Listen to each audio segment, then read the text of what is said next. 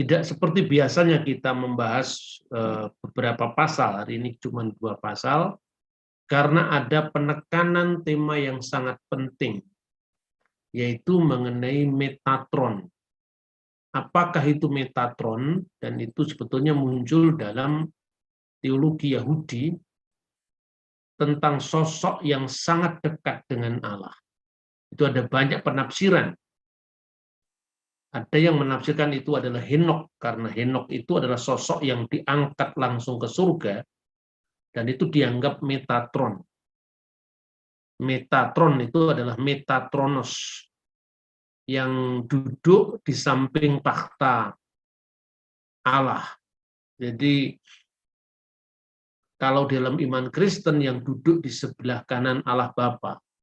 Karena itu di dalam kajian ini, karena teks kitab Ulangan yang kita baca bicara tentang apa yang oleh orang Yahudi ditafsirkan sebagai Metatron, yaitu malaikat yang olehnya Israel dipandu, dipimpin untuk memasuki tanah perjanjian.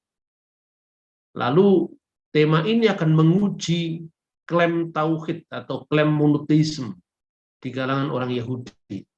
Apakah benar orang Yahudi itu lebih merasa diri monoteis ketimbang Kristen, khususnya Yahudi rabbinik, Yahudi di abad-abad modern ya.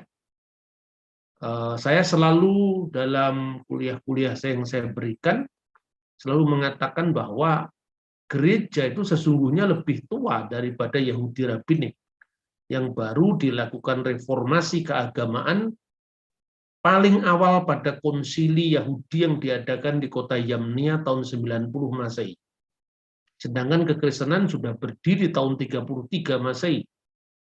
Ya, karena itu termasuk kalangan Yahudi rabbinik di abad-abad modern ini yang menganggap kekristenan seolah-olah sebagai iman yang telah menyimpang, yang disebut dengan minim kelompok orang-orang yang menyimpang sejak konsili Yamnia itu.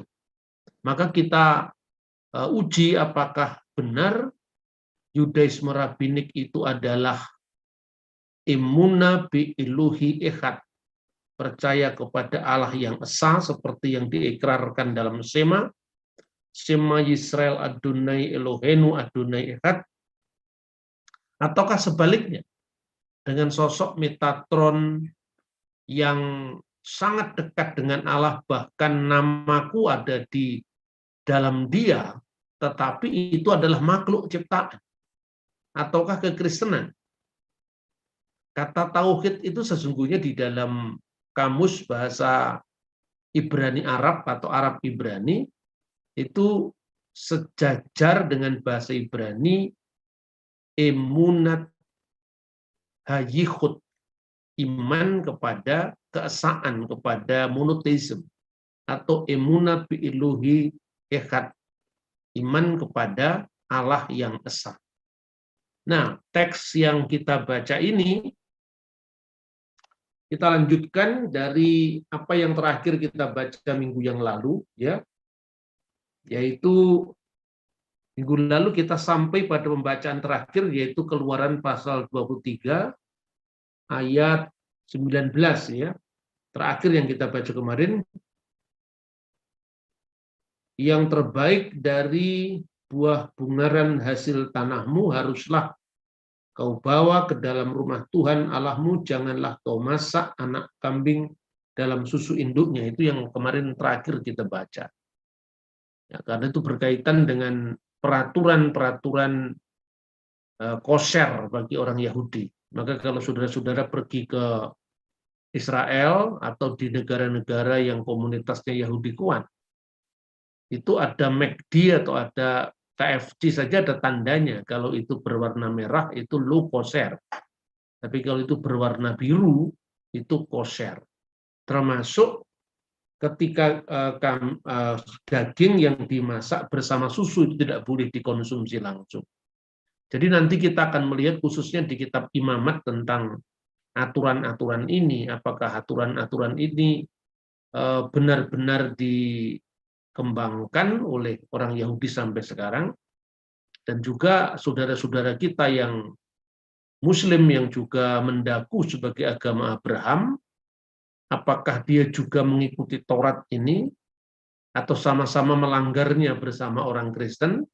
Hanya bedanya kalau Islam hanya mengecualikan babi saja yang tidak boleh dimakan, tetapi cumi-cumi boleh dimakan, onta boleh dimakan, juga memasak anak kambing bersama susunya juga boleh.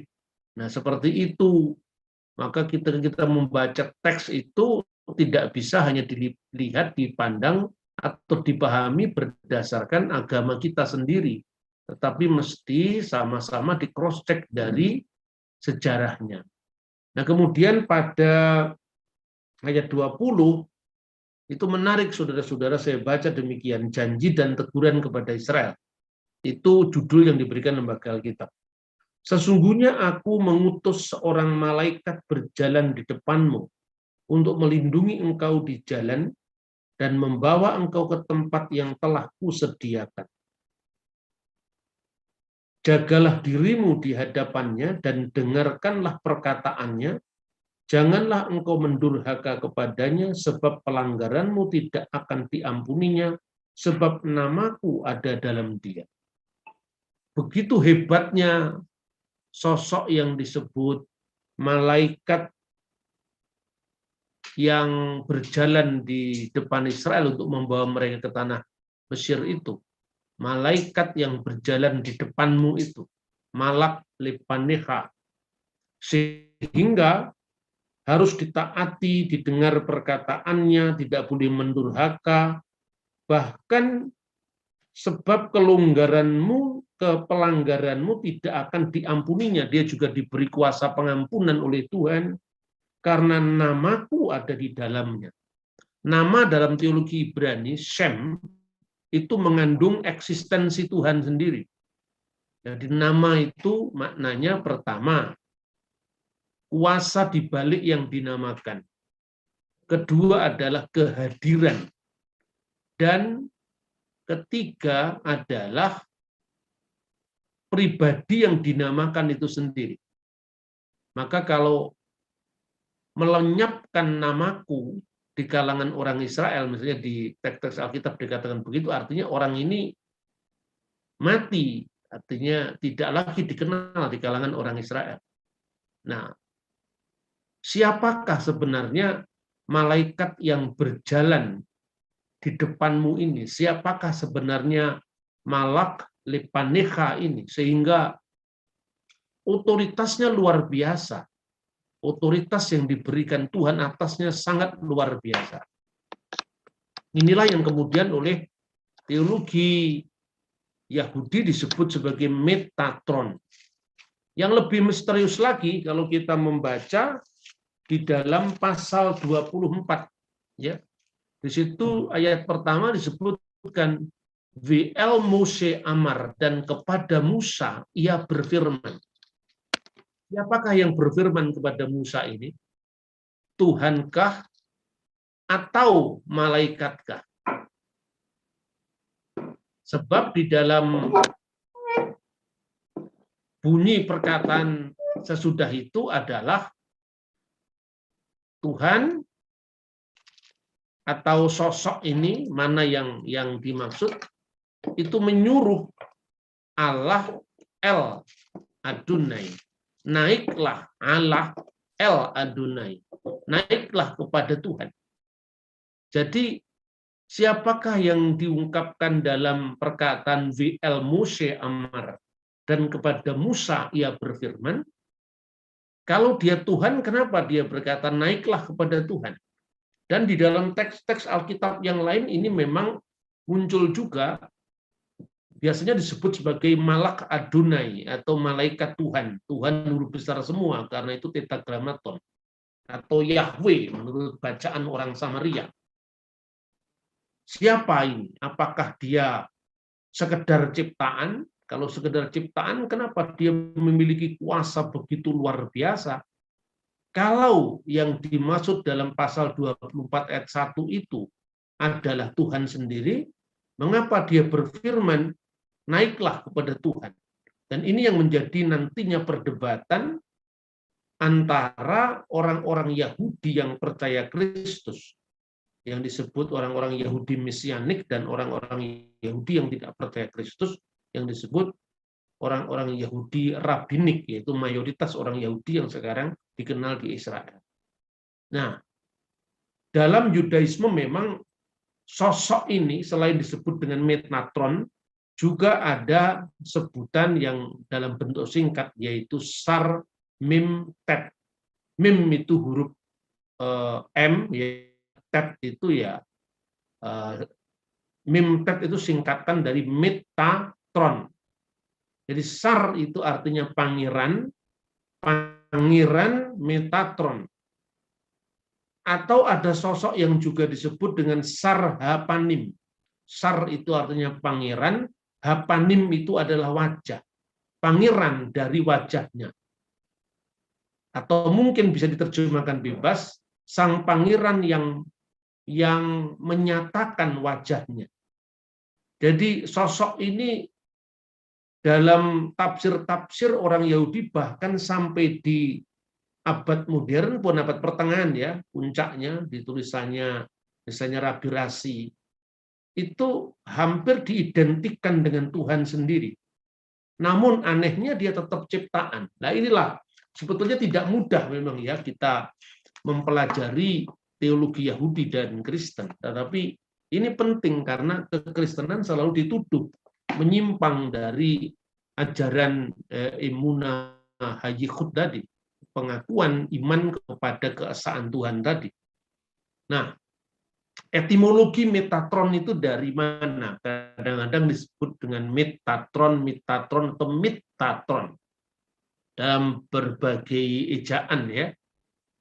Itu adalah sosok malaikat penghulu yang sangat penting, tapi bukan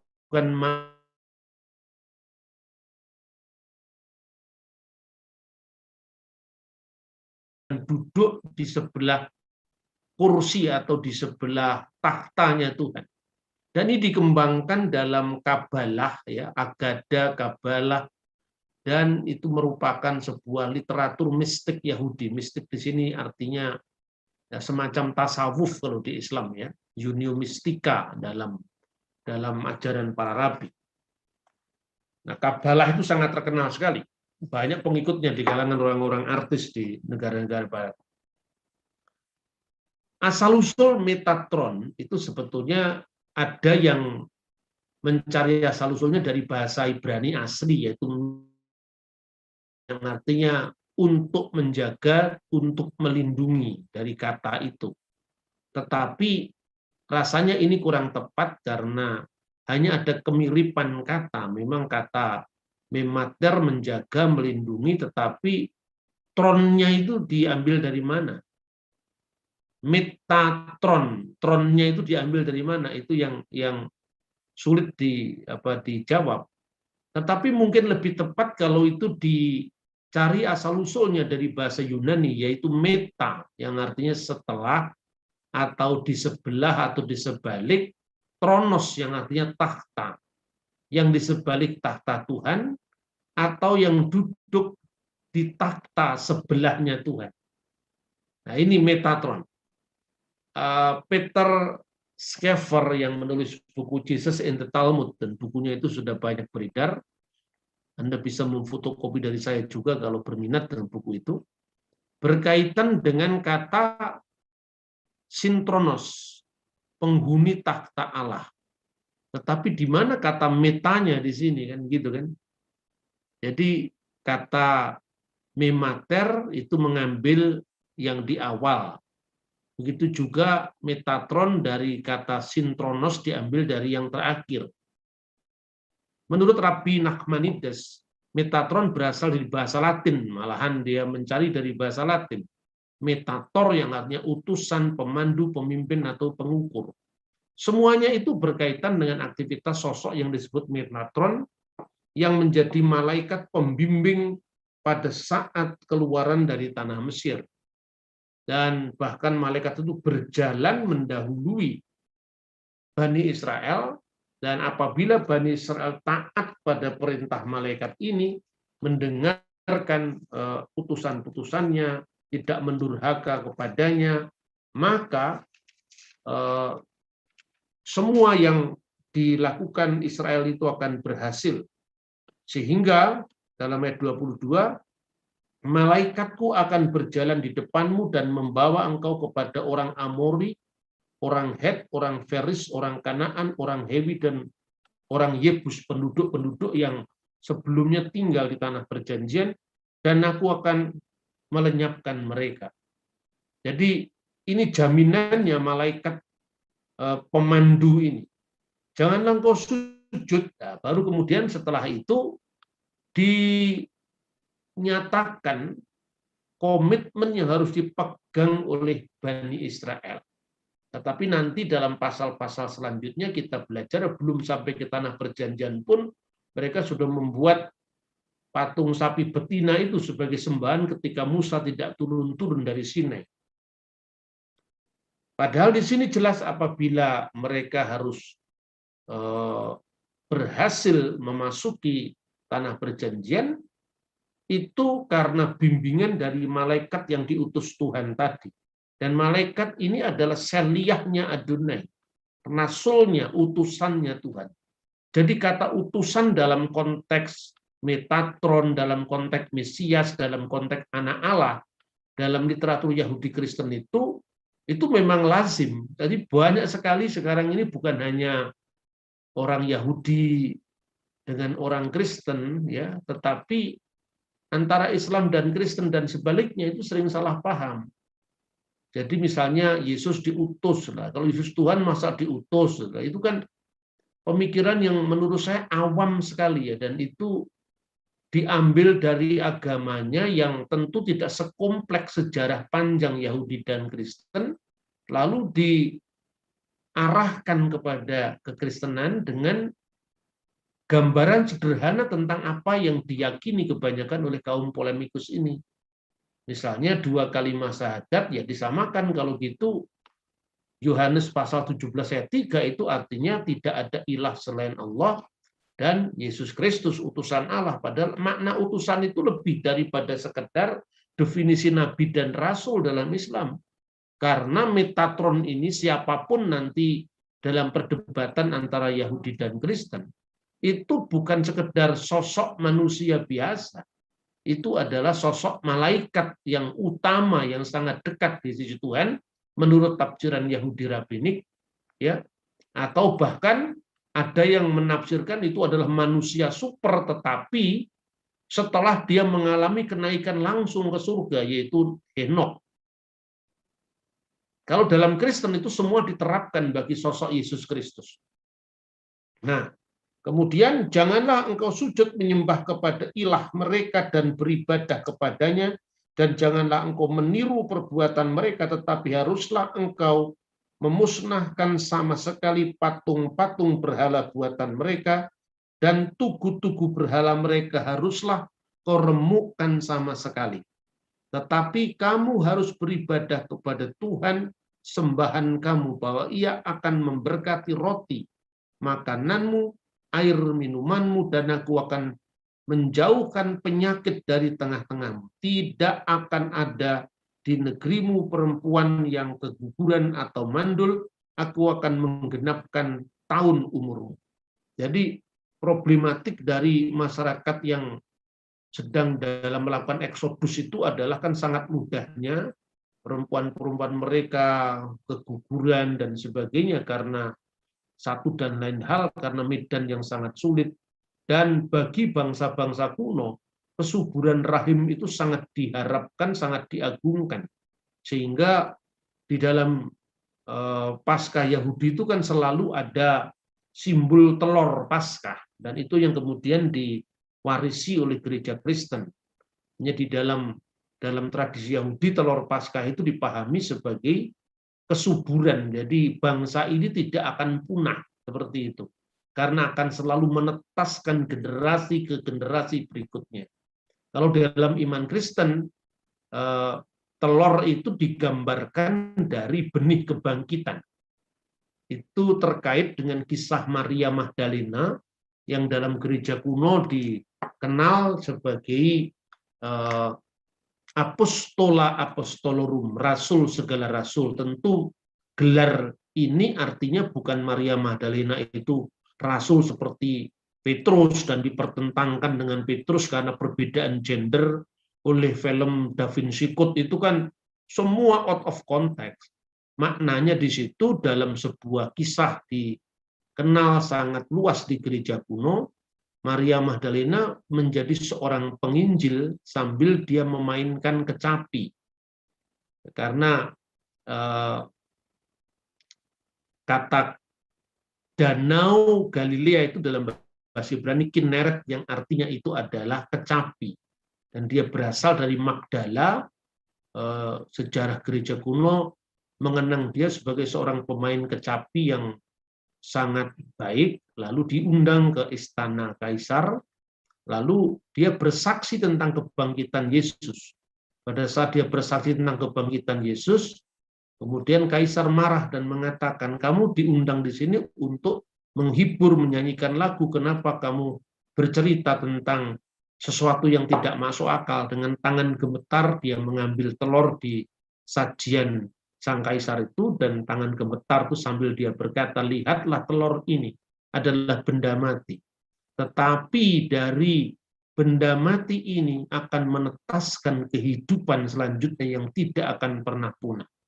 Lalu telur yang berwarna putih tadi kemudian kemerahan menunjukkan sebagai sesuatu yang hidup. Dan itulah makanya ada tradisi menghias telur Paskah. Itu sebetulnya akarnya ya secara tidak langsung dari simbol Yudaisme. Hanya karena gereja kita ini kebanyakan dari barat mengalami diskontinuitas sejarah, lalu dituduhkan bahwa telur Paskah itu asalnya dari penyembahan berhala di Jerman dan macam-macam. Sampai kata Paskah dan kata Easter aja dipersoalkan. Itu kan sebetulnya karena main kita ini kurang jauh, literatur kita ini kurang lengkap, bacaan kita ini terbatas, maka kemudian menimbulkan kenaifan yang sebetulnya tidak perlu ada mestinya. Nah, itu jadi konteksnya seperti itu yang digambarkan, sehingga kesuburan rahim itu sangat diagungkan dalam masyarakat kuno, tak terkecuali bangsa Israel yang sedang melakukan eksodus dengan medan yang begitu sulit. Kengerian terhadap aku akan kukirimkan mendahului engkau. Aku akan mengacaukan semua orang yang kau datangi, dan aku akan membuat semua musuhmu lari membelakangi engkau. Lagi aku akan melepaskan tabuhan mendahului engkau, sehingga binatang-binatang itu menghalau orang Hewi, orang Kanaan, orang Het itu dari depanmu. Aku tidak akan menghalau mereka dari depanmu dalam 1 tahun, supaya negeri itu jangan menjadi sepi, dan segala binatang hutan jangan bertambah banyak melebihi engkau. Sedikit demi sedikit aku akan menghalau mereka dari depanmu sampai engkau beranak cucu sedemikian hingga engkau dapat memiliki negeri itu. Aku akan menentukan batas daerahmu dari laut Tebrau sampai laut Filistin, dan dari padang gurun sampai sungai Efrat, sebab aku akan menyerahkan penduduk negeri itu ke dalam tanganmu sehingga engkau menghalau mereka dari depanmu. Janganlah mengadakan perjanjian dengan mereka ataupun dengan ilah Elohim mereka. Mereka tidak akan tetap tinggal di negerimu, supaya mereka jangan membuat engkau berdosa kepadaku dengan beribadah kepada ilah mereka, sebab tentulah hal itu menjadi jerat bagimu. Jadi konsep Metatron akhirnya menjelaskan teks yang kita baca tadi, Keluaran 23, 20 sampai dengan 33, tentang sosok malaikat Yahweh, malaikat Tuhan, malaikat Adonai yang memimpin orang Israel melalui padang gurun. Ada pula tafsiran Yahudi yang mengidentikan dengan Henokh yang telah diangkat oleh Allah, yaitu diangkat ke surga tanpa melalui kematian. Tetapi semua itu akan kita timbang satu demi satu, dalam konteks penegasan kedua agama, yaitu Yahudi dan Kristen, tentang keesaan Tuhan. Nah, Metatron, Kabalah itu aliran mistik Yahudi, dan bagaimana mereka menafsirkan sebuah teks keagamaan atau prinsip-prinsip teologis. Kemarin ini kita sudah belajar tentang 4 model tafsir Yahudi yang dikenal disingkat dengan Pardes. Huruf P yang pertama itu pesat, artinya literal interpretation, ya tafsiran harafiah, tetapi bukan harafiah seenak kita, tidak. Ada timbangan yang bisa dipakai, ukuran atau kanon yang bisa dipakai, mana yang disebut tafsiran literal, tafsiran yang simpel tadi. Jadi arti harafiahnya dipertahankan seperti kita bahas, misalnya kesetimpalan dalam aturan hukum. Sehingga konsep mata ganti mata, gigi ganti gigi, tidak hanya diterapkan dalam konteks pidana dengan masyarakat padang pasir di padang gurun, tetapi bisa dilihat konsep di balik itu apa, yaitu keadilan. Maka tidak hanya berlaku pada hukum pidana, ya, tetapi juga berlaku pada hukum perdata dengan kompensasi moneter. Nah, tafsiran paling simpel ini, ya, itu diibaratkan kalau masuk ke Bait Allah, masuk ke gerbang kota Yerusalem, baru masuk ke pintu gerbang. Kemudian tafsiran alegoris hurufnya remes. Nah, ini juga kita akan pelajari tentang apa namanya gematria. Gematria itu tafsiran dengan melihat huruf-huruf Ibrani yang dipakai itu bernilai berapa, dan itu sangat penting dalam alam pikiran orang Yahudi. Sebetulnya ini bukan hal yang baru ya. Kalau Anda ngerti sastra Jawa saja sebetulnya yang begitu itu ada. Candra Sengkala, Surya Sekala itu mirip dengan itu. Jadi angka-angka itu tidak dikenal dalam masyarakat Majapahit, masyarakat kuno, tetapi diungkap dengan simbol, sekalipun tidak persis sama. Kalau di Jawa konteksnya bukan huruf tapi kata. Misalnya, kapan runtuhnya Majapahit menurut kronik tradisional? Ya, maka disebutkan misalnya dalam Babad Demak, nir ilang kertaning bumi. Nir ilang kertaning jagat, ya. Nir itu tidak ada karena nir itu artinya nonsen, tidak ada, tidak eksis. Hilang itu hilang, tidak eksis itu angkanya 00. Kerta itu 4, jagat itu artinya 1. Jadi dibaca terbalik 1400. Ini model gematria Jawa ini sebetulnya. Jadi sebetulnya tidak usah terlalu kaget lah. Ini bukan sesuatu yang sangat istimewa kalau apa namanya kita belajar Yudaisme. Jadi kadang-kadang orang kita ini kurang menghormati kebudayaan kita sendiri, sehingga kita ketika mempelajari budaya lain itu langsung terkaget-kaget. Wah, luar biasa ya, huruf aja ada artinya. Di Jawa aja ada, tidak usah jauh-jauh ke Yahudi yang seperti itu. Tetapi penting, saya tetap mengatakan ini penting karena kita memasuki jendela kebudayaan orang lain, apalagi berkaitan dengan Alkitab, tentu kita harus memahami budaya yang dipakai dalam Alkitab. Tapi jangan memutrakkan budayanya dan menghilangkan substansinya, itu yang penting. Nah, tafsiran model gematria ini masuk dalam wilayah Bait Allah. Sudah masuk ke Bait Allah, tidak hanya di kota Yerusalem. Diperdalam lagi, non-literal interpretation. Jadi interpretasi yang lebih daripada literal, jadi mencari atau istilahnya itu dibalik yang kelihatan, dibalik yang eksplisit itu implisitnya apa. Maka disinilah mulai kita mengenal tadi Midrash, Talmud. Tingkat pemahaman ini didasarkan atas analisis yang logis. Masuk ke ruang kudus. Belum puncaknya, kapan masuk ke ruang Maha Kudus? Ketika kita mengenal sod, ya, tafsiran esoterik, tafsiran misteri, tafsiran tertinggi, ya. Misalnya Kabalah lah, Kabalah itu yang tadi orang Yahudi menafsirkan Metatron tadi. Terlepas metodologinya kita setuju, tetapi apa kesimpulannya langsung kita setujui lah, itu bisa kita uji.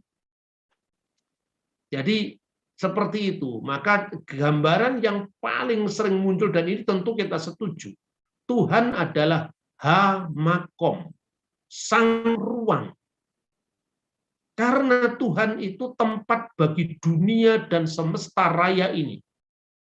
Jadi dunia dan semesta raya ini eksistensinya bersandar pada Ha-Makom, eksistensi Tuhan.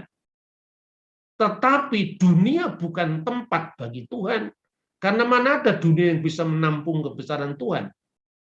Kan begitu, makanya langit adalah takhtaku, bumi adalah tumpuan kakiku. Jangan membayangkan Tuhan itu besar dan memasuki sebuah ruang, di ruang yang lain tidak ada Tuhan. Jangan seperti itu. Nah, logika seperti ini sebetulnya tidak usah harus kita belajar Yudaisme. Anda belajar Aristoteles saja sampai kok. Makanya kadang-kadang ya, parahnya ketika orang tidak memahami metafisika dalam belajar tentang kekristenan.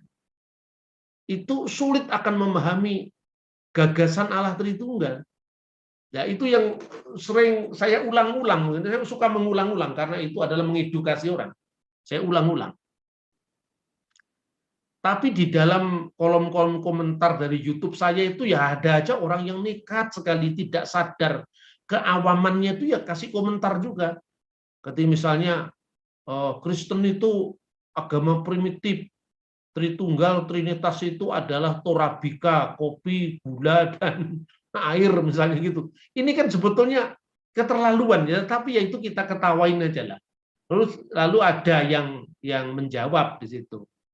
Ya saya bersyukur karena berarti apa yang saya sampaikan itu ya ada yang mendengar, berarti saya agak berhasil lah memberikan wacana kepada publik ya. Ada yang menjawab begini. Ya, itu kan keawaman pikiranmu yang tidak bisa membedakan satu Tuhan dengan satu batu atau satu benda. Tuhan itu kan beyond time, beyond space, tidak terikat ruang, tidak terikat waktu. Karena ketika Tuhan itu berada di satu ruangan, berarti ruangan lebih besar daripada Tuhan. Nah, ini kalau yang tafsiran seperti ini, kalau di Yudaisme namanya short tadi, esoteric interpretation. Ya, terus kemudian ada yang terus dijawab lagi, kamu apa aneh sekali menyamakan Tuhan dengan paranormal. Nah, ini kelasnya kelihatan. Saya baca itu ketawa-ketawa sendiri. Jadi rupanya dia yang suka baca itu loh, koran-koran kuning atau apa yang cerita tentang setan-setan, tentang genderuwo, di majalah apa itu, Liberty atau majalah apa itu, di mana kata metafisika itu dipahami sebagai apa namanya, apa ya, sebagai magis ya, gerakan magis yang datang ke Laut Selatan atau cari yang bau rekso kuburan seperti itu. Yaitu kan penggunaan kata metafisika yang salah. Nah, makanya dulu pada awal-awal saya membuka channel YouTube itu berhasil itu banyak orang yang mendengar ternyata. Yang saya sampaikan ketika saya menanggapi Unitarianisme itu bukan monoteis itu. Saya tunjukkan di situ.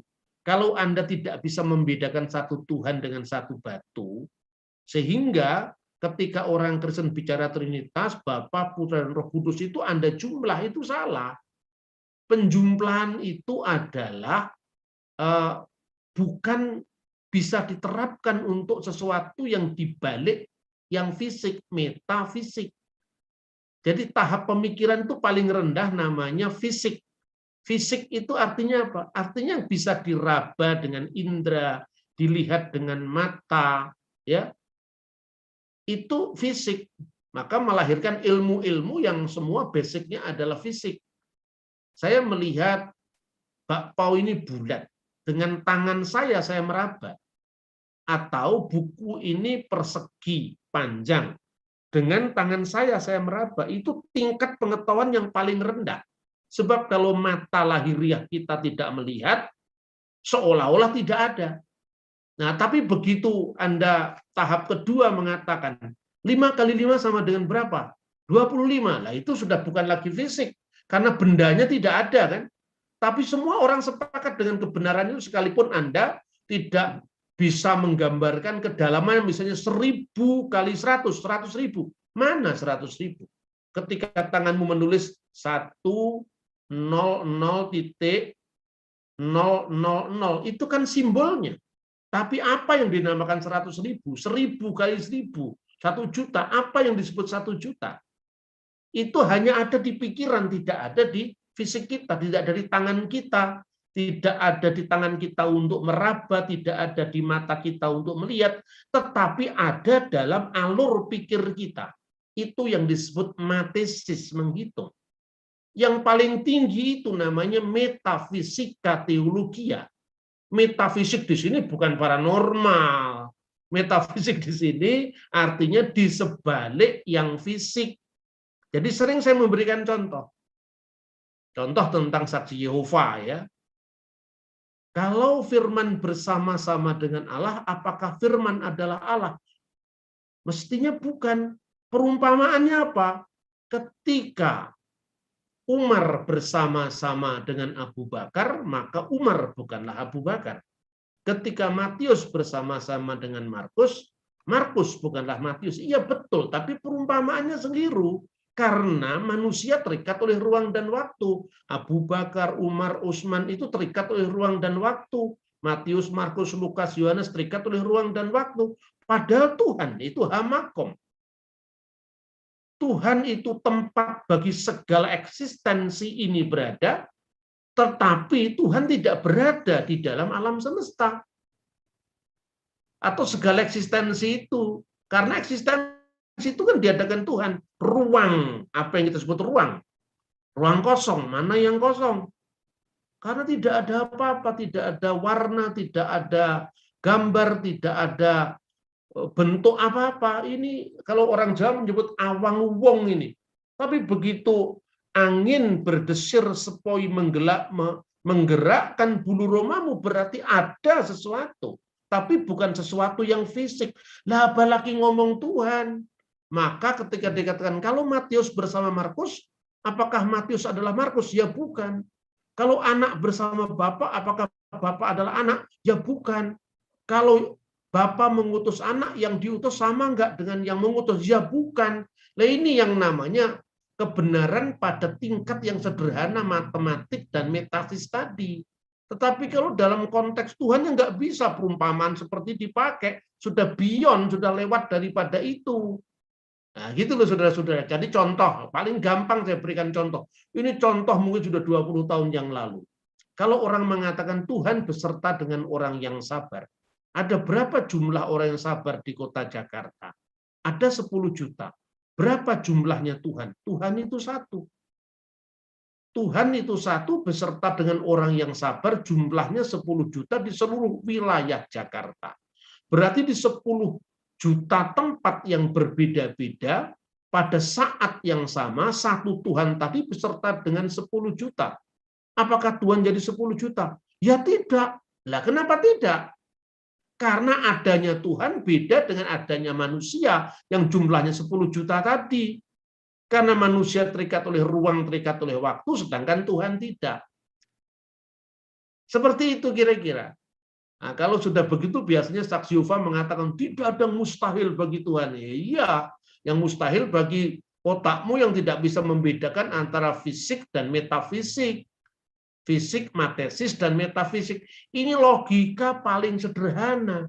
Jadi ketika firman Tuhan turun ke dunia, lalu Anda mengatakan surga jadi kosong, yang kosong bukan surga, tapi otak kita yang kosong, karena tidak bisa membedakan antara fisik, metasis, dan metafisik tadi. Gitu loh.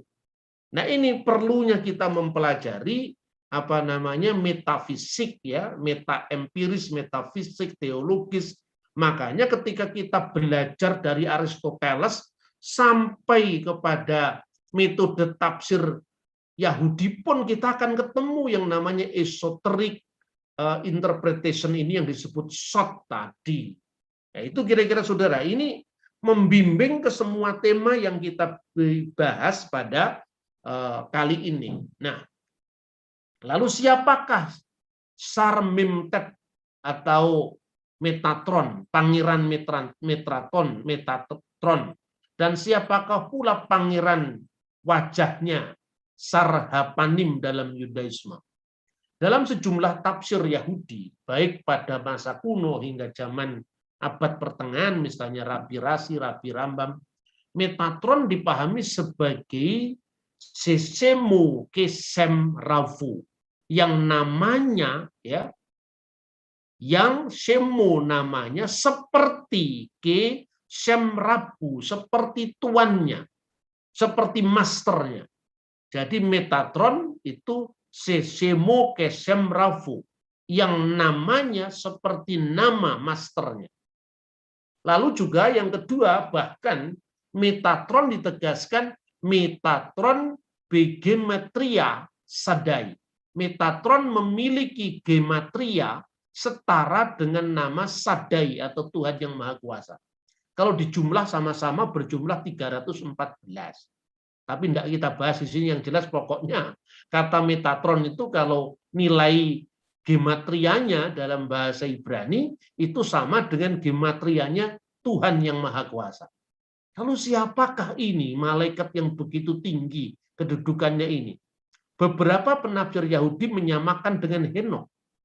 Tetapi para teolog Kristen Ortodok menolaknya mentah-mentah, sangat keras menolak. Janganlah hanya kalian tidak suka dengan Yesus kemudian mengembangkan tafsir yang malah kemudian Anda sendiri terjebak dalam kesalahan demi kesalahan. Sebab makhluk itu setinggi apapun naturnya berbeda dengan keilahian. Jadi kalau seandainya yang disebut sebagai yang duduk di samping Tuhan, artinya apa? Ini sesuatu yang melebihi daripada kodrat atau naturnya manusia. Atau dia tahtanya setara dengan Tuhan, itu kan tidak mungkin dalam konteks ciptaan. Kalau Anda menyamakan tahta ciptaan itu setara atau lebih rendah aja dengan Tuhan, itu sudah politeis sebetulnya. Karena Anda menempatkan Tuhan saingan. Dan mulai dari ahli-ahli agama sampai filosof Yahudi pun, mereka tidak lepas daripada pemikiran ini. Saya berikan contoh, di abad pertama akhir, itu ada seorang teolog Yahudi, namanya adalah Philo. Dan Philo itu seorang teolog Yahudi yang berbahasa Yunani, ya tentu dia bisa bahasa Ibrani sangat lancar, tapi karena dia tinggal di wilayah yang berbahasa internasional waktu itu, maka dia menulis dalam bahasa Yunani. Anda bisa membaca langsung itu literaturnya Philo itu melalui terbitan-terbitan Loeb Ancient Library yang banyak dijual lewat Amazon pun Anda bisa membeli ya. Itu digambarkan bahwa sosok yang disebut Davar Elohim atau firman Tuhan, firman Allah, atau dalam bahasa Aram itu Mimra. Mimra itu adalah sabda. Itu diterjemahkan nama dia Logos, persis dengan Septuaginta, yaitu Injil dalam bahasa Kitab Perjanjian Lama dalam bahasa Yunani, Septuaginta, di mana kata Davar Elohim diterjemahkan Logos Tuteo.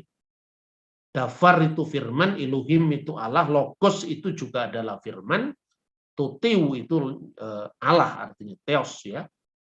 Nah, ketika dia menggumuli konsep Logos yang begitu dekatnya dengan Tuhan, atau konsep Davar yang begitu dekatnya dengan Tuhan, mirip dengan Metatron ini, cuman kasusnya dia membahas teks yang berbeda.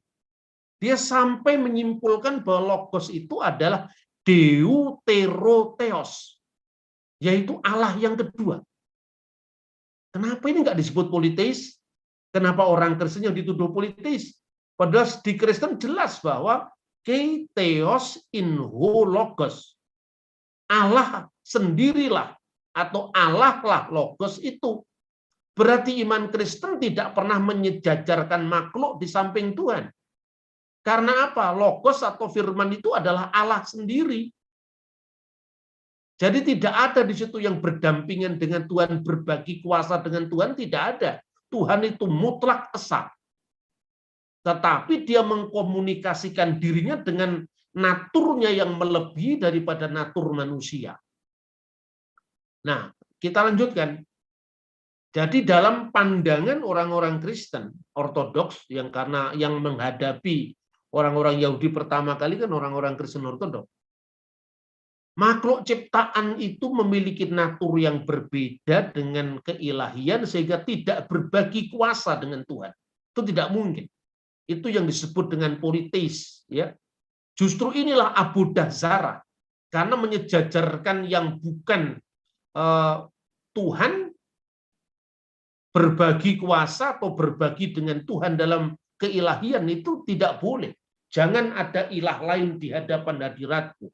Ya, jelas sekali teksnya itu 10 perintah Tuhan. Lo yihye lecha Elohim akhirim alpanai. Tidak boleh kita menyejajarkan atau mendampingkan Tuhan dengan Elohim yang lain. Sosok yang sama ini dalam Yesaya 63 disebut dengan malak panaf. Malaikat hadiratnya itu dalam terjemahan King James. Ya, maka ungkapan umalak panaf ya diterjemahkan dengan the angel of his prison, akan menyelamatkan mereka. Begitu juga dalam terjemahan Lembaga Alkitab Indonesia yang lama itu diterjemahkan malak hadiratnya menyelamatkan mereka. Inilah satu-satunya ayat Alkitab yang menyebut khusus posisi malaikat yang utama tadi, yang sering diidentikan dengan Tuhan. Dan dalam terjemahan Septuaginta, itu oleh orang-orang Kristen dari gereja perdana, ditafsirkan dengan hipostasis kedua dari Trinitas, yaitu Sang Firman atau Yesus Kristus ketika menjadi manusia. Namanya Yesus Kristus. Tetapi praeksistensi Sang Firman sebelum menjadi manusia, itu diidentikan dengan malak hadiratnya. Nah, berarti malak di sini bukan sekedar malaikat biasa, tetapi sesuatu yang sebetulnya melekat pada diri Tuhan sendiri namun dibedakan dengan Tuhan. Maka tidak ada jalan lain kecuali mengkomunikasikan misteri ini dalam bahasa yang bisa diajarkan. Dan itulah yang disebut dengan Tritunggal yang Maha Esa. Nah, menariknya ungkapan dalam Yesaya 63:9 ini juga melatar belakangi ungkapan yang juga disebut dalam doa-doa Yahudi yang disebut misalnya Mahsor Rosh Hasanah atau Mahsor Yom Kippur. Itu adalah naskah yang sangat lama, terakhir terbit itu kalau tidak salah yang menjadi perdebatan antara orang Yahudi yang percaya Yesus yaitu Mesianik Jewish dan orang-orang Yahudi yang tidak percaya Yesus yaitu Yahudi Rabbinik tentang sosok Sarhapanim yang tadi kita bahas. Sarhapanim itu adalah pangeran dari wajahnya, atau saya terjemahkan bebas, seorang pangeran yang menampakkan hadirat Tuhan, yang menampak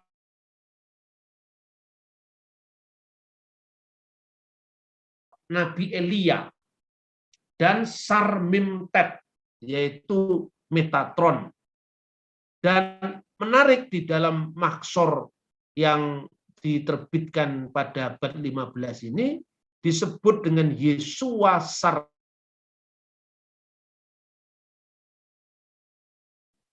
Dan itu oleh orang Yahudi Mesianik diyakini sebagai Yesus.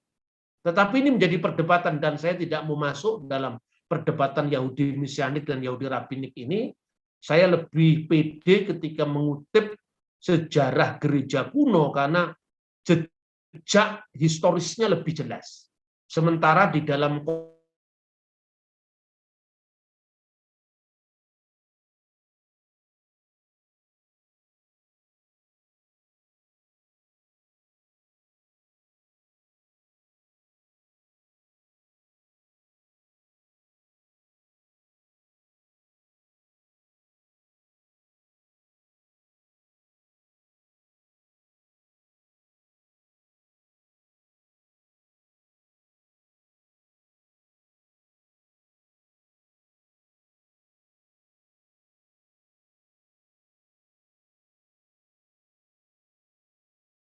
Bah, di unmute, Bah.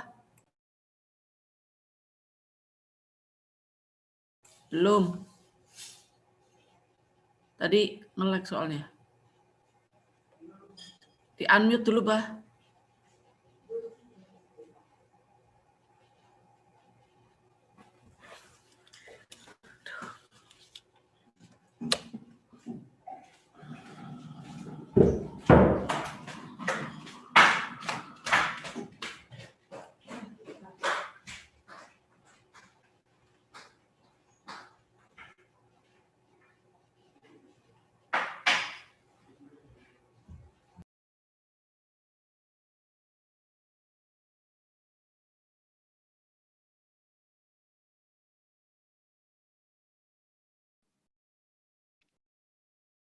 Nge-lag.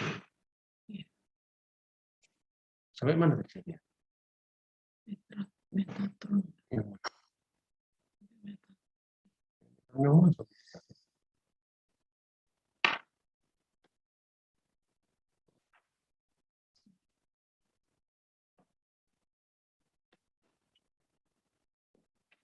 Oke, saya lanjut. Tadi sampai mana ya? Sampai Malak al-hadiratnya tadi. Ya, Yesua Sarhapanim. Ya, itu nanti menjadi perdebatan antara orang-orang Yahudi Mesianik dan orang-orang Yahudi Rabinik. Tapi saya sampaikan kalau saya tidak terlalu peduli dengan perdebatan ini karena saya lebih mencari basicnya yang lebih memiliki dukungan sejarah di sejak abad pertama, kedua, ketiga tanpa putus. Bahkan nanti dalam pembahasan kita di pasal-pasal selanjutnya, nanti kita bisa menguji sekarang komunitas mana yang lebih meneruskan secara kontinu tanpa putus dari kitab Taurat. Kita akan lihat sekarang. Di dalam pasal-pasal selanjutnya nanti mungkin kita bahas minggu depan, ada misbah, kemudian ada ukupan. Sekarang mana orang Yahudi modern ada ukupan, yang itu di menorahnya tetap ada, tapi ibadah ukupan nggak ada. Karena apa? Ibadah bait Allah sudah tidak ada. Yom Kippur tidak lagi diselenggarakan di bait suci Yerusalem. Justru ritus itu diteruskan oleh gereja kuno. Anda melihat itu misalnya ikonostasion di gereja Ortodok atau altar di gereja Katolik, itu akan tetap ada yang namanya ukupan atau pendupaan altar, baik itu arah-arahan kecil, arah-arahan besar. Ketika mengadakan arah-arahan atau prosesi itu, posisi mezbah selalu ada di sebelah kiri dari yang mengelilingi atau berlawanan dengan arah jarum jam. Itu semua deskripsi dari Taurat. Justru orang-orang Yahudi sekarang tidak lagi melakukan sedetail yang dilakukan oleh gereja. Jadi artinya mana yang meneruskan? Kan begitu kan? Ibadah yang dilakukan oleh orang Yahudi, Rabinik, itu adalah reformasi sejak Konsili Yamnia tahun 90 Masehi dan sebagian ada reaksi terhadap kekristenan. Sehingga di sana nanti karena hilangnya ibadah di bait suci, maka terjadi penyederhanaan liturgis. Itu yang terjadi. Jadi jangan kebalik-balik sebetulnya. Makanya saya melihat perdebatan mesianik dengan rabinik ini tidak terlalu serius. Karena menurut saya itu sama-sama baru gitu loh. Sama-sama baru meskipun Yahudi rabinik jauh lebih tua daripada Yahudi mesianik. Tetapi kemunculan Yahudi mesianik ini adalah hak yang harus dijamin oleh negara Israel. Sampai sekarang pun mereka nggak diganggu. Yang diganggu sama orang-orang Yahudi ultra ortodok dan ortodok itu ketika di tembok ratapan ada imam perempuan Yahudi, lah itu baru diganggu. Tapi kalau orang Yahudi mesianik sampai sekarang eksis di Israel. Sekalipun ya mungkin hak-haknya tidak seresmi dari gereja dari umat Yahudi arus utama ini, tetapi tetap mereka memiliki organisasi sendiri yang itu eksis di negara Israel dan di negara-negara yang banyak orang Yahudi yang termasuk di Barat. Karena ada gelombang pertobatan orang-orang Yahudi yang menerima Yesua HaMasiah. Ini patut dihormati, patut dihargai, patut diberikan dukungan ya sebagai seorang saudara seiman. Tetapi bagi saya untuk mencari bukti sejarah yang lebih kuat, saya lebih mendasarkan pada Septuaginta, tulisan-tulisan Yosefus, atau tulisan-tulisan Rabi Yahudi sebelum Bait Allah kedua, atau penemuan-penemuan Dead Sea Scroll, atau eksistensi orang Yahudi Samaria sekalipun itu di mata Yesus adalah dianggap sempalan juga. Tapi kekunoannya itu paling tidak untuk bisa mengimbangi misalnya pembahasan tentang Metatron. Coba itu baca kitab Henokh. Sekalipun kitab Henokh itu bukan kitab yang kanonik, tetapi buku ini muncul di abad yang sangat awal ya, sehingga di gereja Ethiopia itu dibaca sebagai bacaan rohani. Di situ figur Metatron itu ya memang karena itu bukan buku kanonik ya, pandangan-pandangan dari kitab Henokh itu kan masih dekat dengan itu sebagai malaikat ya, malaikat seperti pandangan Yahudi pada umumnya. Tetapi di situ yang lebih kuno daripada orang Yahudi rabbinik, figur Mesias sebagai anak Allah tidak hilang di situ. Sementara dalam Yudaisme modern ini, figur Mesias sebagai anak Allah itu hilang. Padahal di Laut Mati dan di kitab Henokh itu masih ada. Jadi sekarang ini metode kita diubah. Jangan kalau adanya muncul buku baru, temuan baru itu kita sibuk untuk mengotak-atik kanon lagi. Kanon sudah selesai. Tetapi itu memperkaya kanon. Ketika kanon itu harus memerlukan pijakan sejarah, bukti-bukti perkembangan pemikiran itu sangat penting sekali. Nah, ini kira-kira teksnya saudara-saudara dari kontroversi yang muncul ya. Saya sekali lagi saya tidak terlalu tergantung dengan perdebatan ini. Karena apa? Bagi saya ini sama-sama barunya. Kalau dibanding dengan apa yang saya sampaikan, misalnya naskah-naskah Laut Mati, kemudian tulisan-tulisan Yosefus, rabi-rabi sebelum Bait Allah hancur, itu tentu tidak sebanding secara historis. Ketika Anda secara teologis memilih sendiri, itu bukan urusan saya. Karena sejak awal YSCS itu kan memang bukan gereja.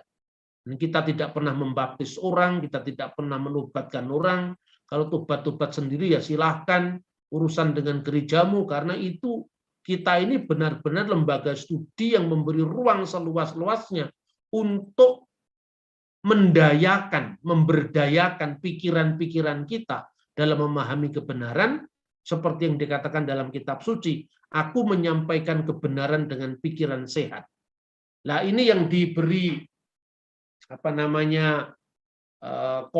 kotak biru inilah yang sebetulnya memuat nama Yeshua Sar-Hapanim ya, oleh tanggung jawab dari Tartiel. Ini figur malaikat-malaikat yang banyak sekali ya, bukan hanya sekedar Gabriel, Mikael, tapi juga ada Tartiel. Ini adalah pengawas tirai Tuhan.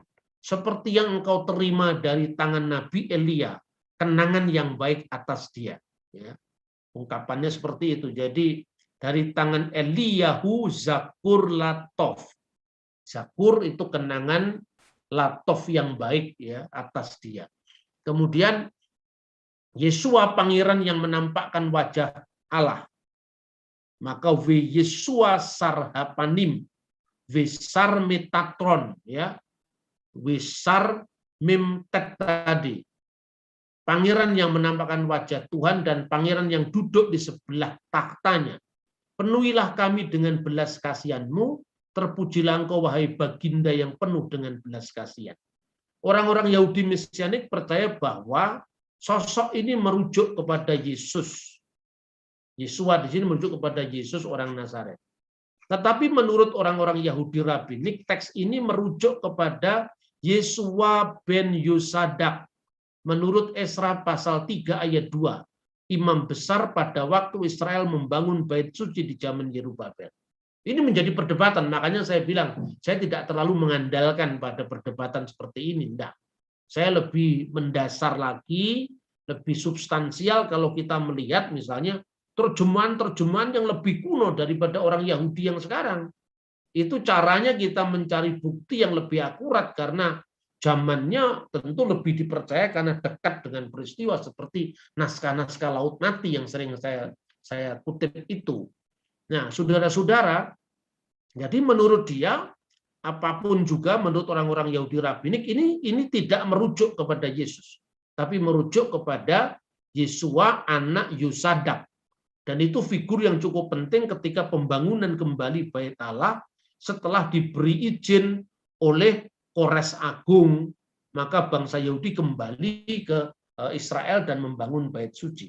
Tapi argumentasi kaum Mesianik itu begini, menarik juga kita amati ya.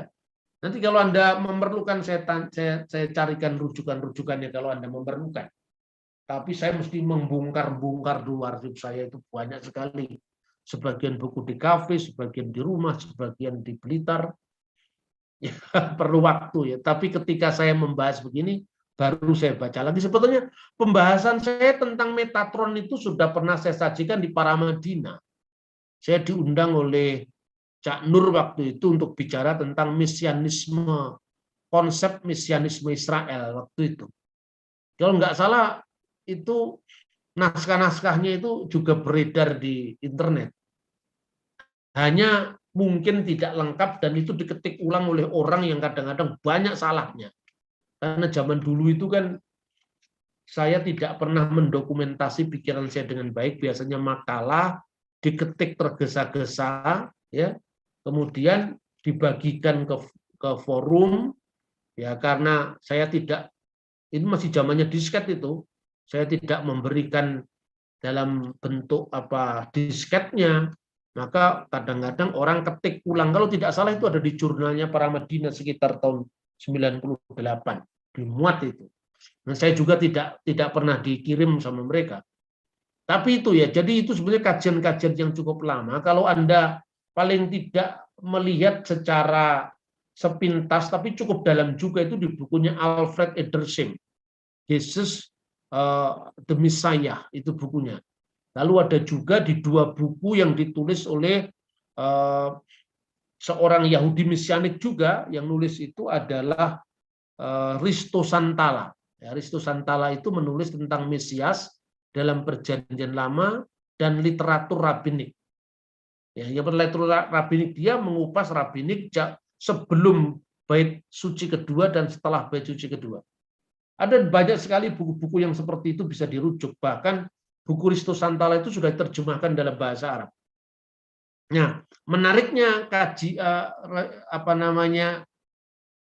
yang disampaikan oleh Yahudi Mesianik itu gini.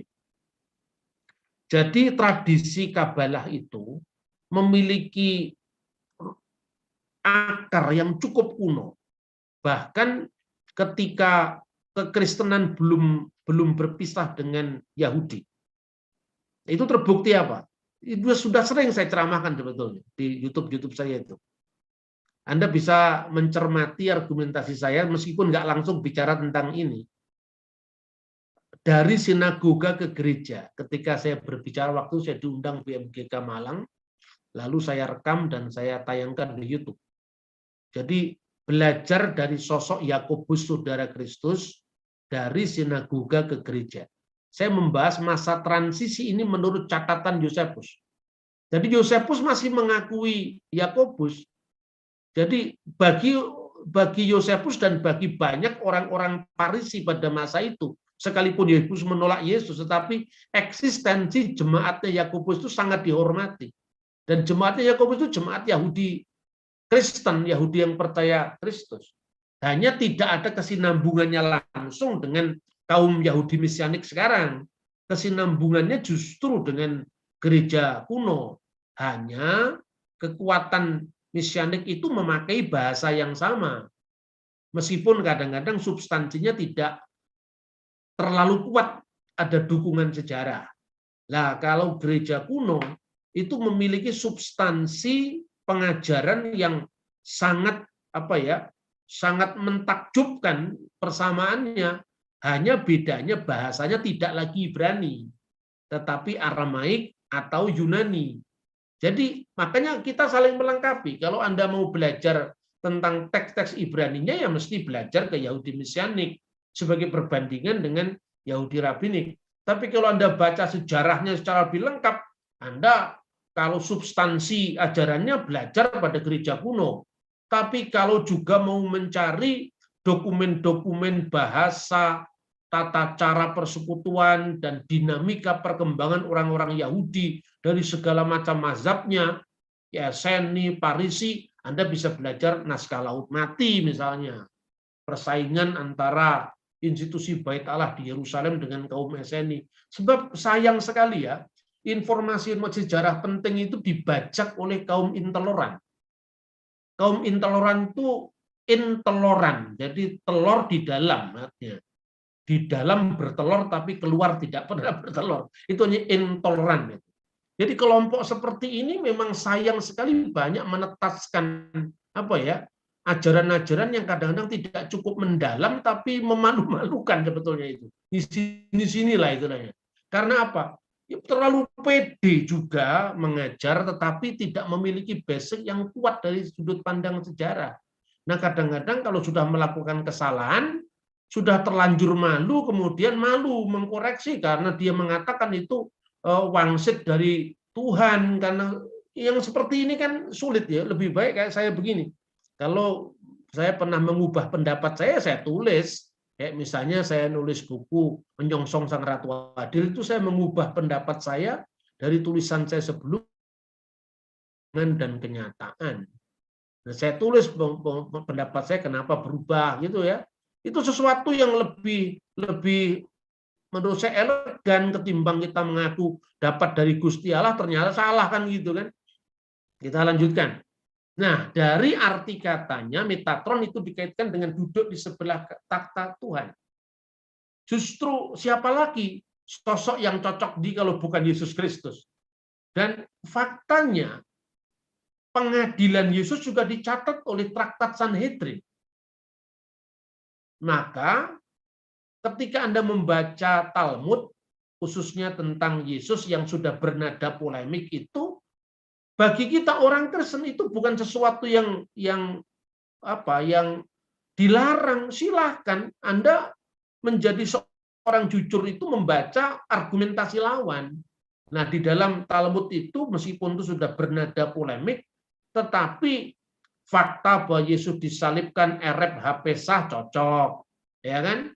Yesus digantung, cara matinya Yesua hatalui cocok. Padahal justru ketika itu ditulis oleh musuh-musuh kekristenan secara pemikiran, itu objektivitasnya bisa diterima ketimbang kalau yang nulis gereja Katolik atau gereja Ortodok kan begitu kan. Tapi kan persoalannya kecenderungan agama-agama kultis itu adalah membangun atau memupuk kultus individu dan kultus ajaran.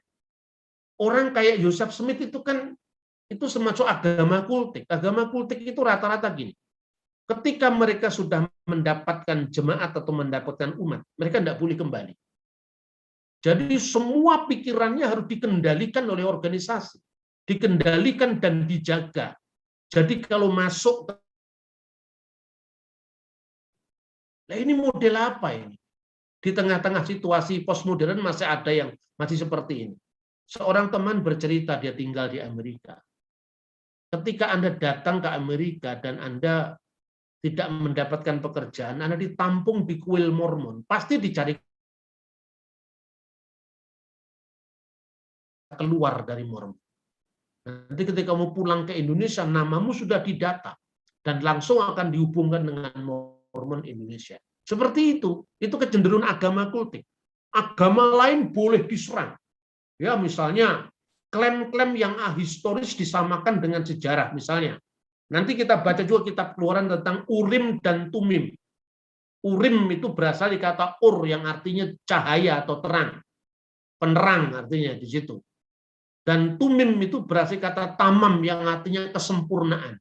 Itu yang ada di baju imam besar untuk kalau bahasa Jawanya maneges kersaning Gusti. Untuk menanyakan kehendak Tuhan melalui benda yang namanya Urim dan Tumim itu. Karena di Alkitab ditulis seperti itu, tapi prakteknya sekarang kan nggak ada lagi. Nah, datanglah Joseph Smith sebagai nabi terakhir dan umatnya namanya umat orang-orang suci zaman akhir menceritakan bahwa orang-orang pada zaman Israel kuno itu mereka hijrah ke Amerika. Dan itu sudah dinubuatkan.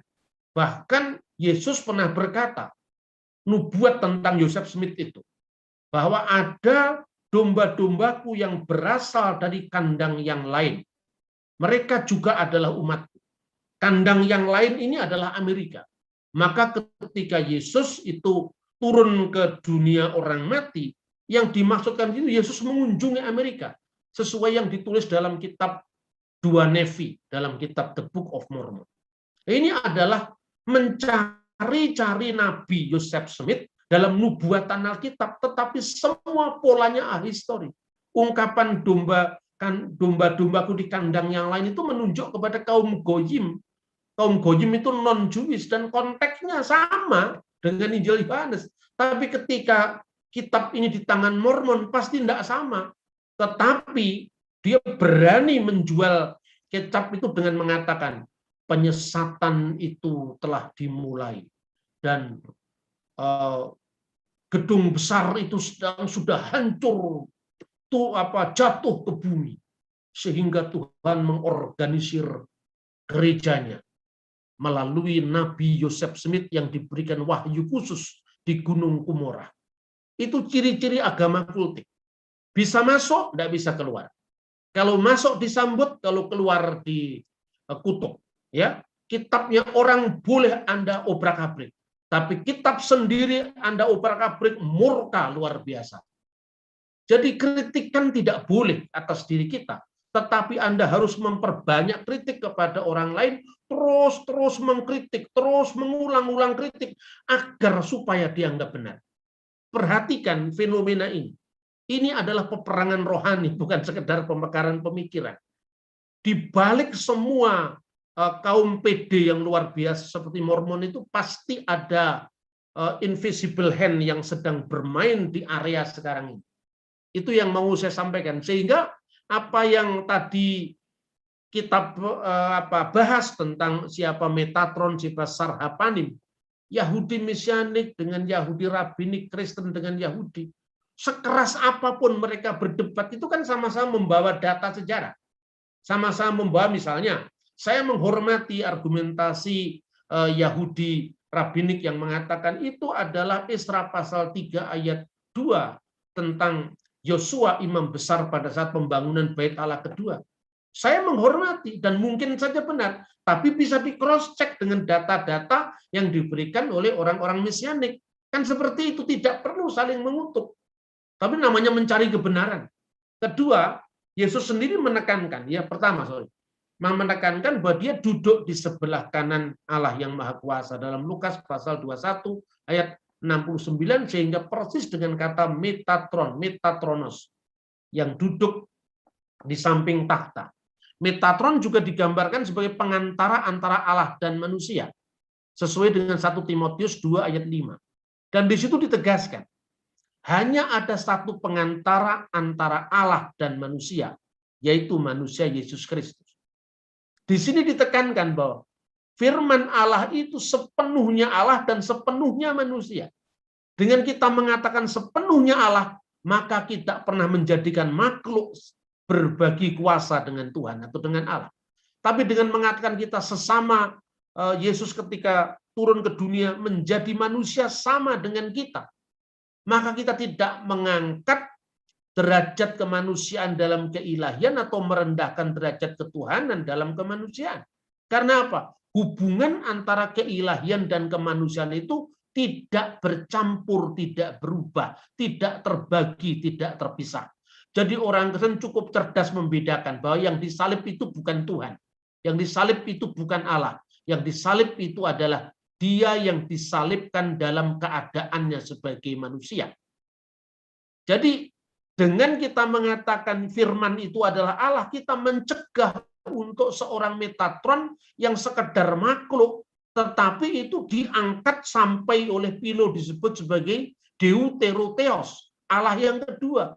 Ini tidak sesuai dengan monoteisme.